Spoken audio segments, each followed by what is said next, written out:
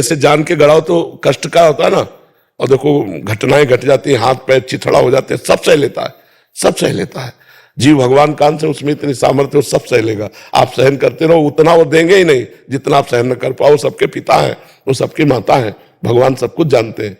तो हमें लगता है कि जब हम, अब जैसे कोई माता बहन बिरला होगी जो गर्भपात, जो भ्रूण हत्या, आप विचार करो, ये छोटा मोटा पाप है? एक आपके आंगन में खेलता हुआ बच्चा को कोई थप्पड़ मारे आकर के, तो आप आग बरस जाएगी आप में, आप आग हो जाएंगी। हमारे बच्चे को कैसे मारा, और तुम्हारे गर्भ रूपी आंगन में बच्चा है या बच्ची है, आप उसको मरवा देते हैं। ये क्या है?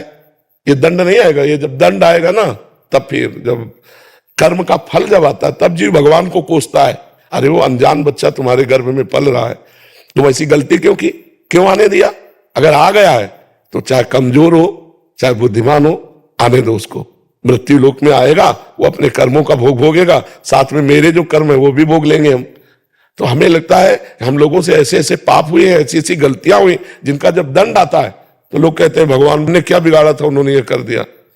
हमारे कर्म ही हमको बिगाड़ते हैं, कोई हमारा। महाराज जी, इस शरीर के प्रति की आसक्ति किसी और स्त्री में है तो? हाँ, ये तो पूरे संसार का खेल बच्चा चल रहा है। पिता के तरफ मार्गदर्शन करें, हमें क्या करना चाहिए? अब हम इस विषय में इसलिए बहुत पीड़ित हैं हम खुद, कि हमारे नए नए बच्चे बॉयफ्रेंड गर्लफ्रेंड ये सब जो कर रहे हैं, यही दशा होगी जो तुम बोल रहे हो। मान लो आप सात्विक हैं तो आप ऐसे नहीं, वो दूसरे रोता क्यों? Breakup boyfriend, breakup boyfriend, breakup girlfriend, breakup girlfriend, तो ब्रेकअप हस्बैंड दूसरे है। संसार का जो स्वरूप चल रहा है यही जो तुम रो के कह रहे हो, वही हम यहाँ उपदेश में कहते हैं कि ये बच्चों ऐसी गलती मत करो, क्योंकि तुम गृहस्थी को नाश कर दोगे।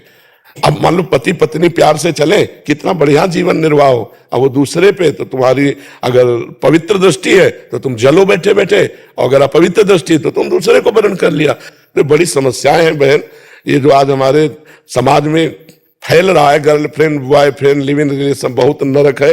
अब ये बहुत आगे चलकर यही गतियां लाने वाला है, ये जो आपकी गति है ना, यही लाने वाला। हमें लगता है भगवान का नाम स्मरण करो, भगवान का भरोसा रखो, और तुम पवित्र रहो, तुम इधर उधर दृष्टि मत डालना। भगवान जो जैसा कर्म करता है उसको भोग भोगना होता है। आप पवित्र रहो, नाम जप करो, भगवान सबका सहयोग करते हैं, भगवान सबको सहयोग करते हैं। आप भगवान का भरोसा रखो, और आचरण अपने बिगाड़ना नहीं तो वो बिगड़ा तुम बिगड़े, फिर उसमें प्रश्न करने का मतलब क्या रहा, साधु समाज का मतलब क्या रहा। जी महाराज जी, आपके चरणों में कोटि कोटि प्रणाम। महाराज जी, हमारे पिता 2009 में पधार गए थे। महाराज जी, पिता किसी एक डिपार्टमेंट का नाम लिखा है, अधर्म की कमाई रिश्वत आदि से हमारा पालन पोषण हुआ। मकान जिसमें हम रहते हैं उसी पैसे से बनाया। उनकी इस गलती का परिणाम ये हुआ कि पूरे परिवार को भोगना पड़ा। माता जी का स्वाद बिगड़ गया, छोटा भाई नशे में चले गया और उसकी पधार गया, और कहते हैं उस मकान में रहना चाहिए क्या, उसकी गलती का परिणाम हमें भी भोगना पड़ेगा। हमारी बुद्धि गलत मार्ग पर ना चली जाए महाराज जी, हमें भयभीत हो। हाँ, अब नाम जप कीजिए और खूब नाम कीर्तन कीजिए। जड़ वस्तु है मकान, उसको हम पवित्र कर सकते हैं। पिता ने गलत किया तो जो कुछ परिणाम उनको भोगने को मिला, परिवार को मिला। अब नाम कीर्तन, भगवान की कथा वार्ता, भगवान की आरती पूजा, शंखनाद, अगरबत्ती धूप बत्ती का धुआं, तो पूरा मकान पवित्र हो जाएगा। गंगा यमुना जल छिड़क दे, कभी किसी संत महात्मा को बुलाकर बैठाल के पवा दे, उनकी जूठन गिरे, घर पवित्र हो जाएगा। और आगे आपके द्वारा गलती नहीं होनी चाहिए। महाराज जी, आपके सत्संग और आपके मार्गदर्शन के द्वारा यही समझ में आया है कि अब जो हो गया उसको तो